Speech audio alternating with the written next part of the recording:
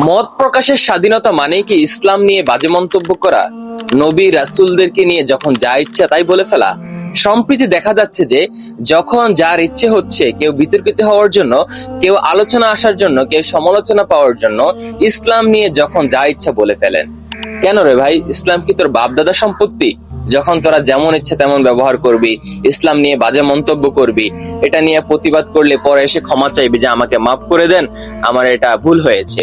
যদি এমনটাই চলতে থাকে, আমি বললাম একদিন এই বাংলার মাটিতে ইসলাম নিয়ে হাসি ঠাট্টা মশকরা করা একটা কমন বিষয় হয়ে যাবে। এই যে এই লোকটি সম্প্রতি কথা বলেছেন যে নবীরাও প্রেম করতেন, নবীরাও অন্যের স্ত্রীকে ভালোবাসতেন, যখন পছন্দ হইতো বলতেন তোমার স্ত্রী আমাকে দিয়ে দাও। নাউজুবিল্লাহ, কত জঘন্য একটা কথা। আমরা জানি যে নবী রাসূলরা ছিলেন পবিত্র, তাদের কোনো গুনাহ নেই।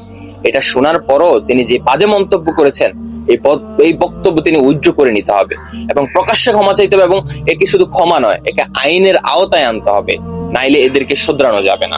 আরেকজন সংসদে বসে হাসি হাসি এত সুন্দর লেবাস পরে হা হা করে বক্তব্য দিচ্ছে যে হিজাব নিয়ে কথা বলছে, পর্দা নিয়ে কথা বলছে। তোদের কি লজ্জা হয় না? লেবাসদারি শয়তানের মতো বসে আছো, তোদের কি লজ্জা হয় না? যেগুলা এখন সম্প্রতি বারবার দল মত নির্বিশেষে সবাই ইসলামকে ব্যবহার করছে, ইসলামকে নিয়ে বাজে মন্তব্য করছে, যার যখন খুশি তখনই সেরকম ভাবে কথা বলে যাচ্ছে। আর তোর ভালো না লাগলে তুই স্কিপ কর, তোর ভালো না লাগলে তুই ইসলাম পালন করিস না। ইসলাম পালন করতে তো কাউকে জোর করা হয় নাই, তোকে পালন করতে কে বলছে? তোকে এটা নিয়ে কথা বলতে কে বলছে? তুই পালন করেছিস, সেটা তোর রাইট আছে, কিন্তু তোকে কথা বলার অধিকার কে দিয়েছে? তোর যদি ভাইরাল হতে মন চায় তুই অন্য টপিক বেছে নে, তুই ইসলামকে কেন বেছে নিচ্ছিস? আমি সরকারের প্রতি আহ্বান জানাবো এবং যারা দায়িত্ববান থাকবেন তাদের প্রতি আহ্বান জানাবো, এটা আমার পক্ষ থেকে আমার প্রতিবাদ। এদেরকে ইসলাম নিয়ে কটূক্তি করার কারণে সর্বোচ্চ শাস্তি প্রদান করা উচিত, যেন পরবর্তীতে কেউ আর এই ধরনের মন্তব্য করতে 10 বার ভাবে।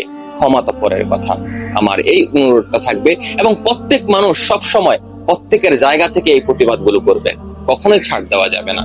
কারণ আপনি ব্যক্তি মানুষ হিসেবে প্রতিবাদ না করলে আল্লাহর কাছে ঠেকা থেকে যাবেন, মনে রাখবেন।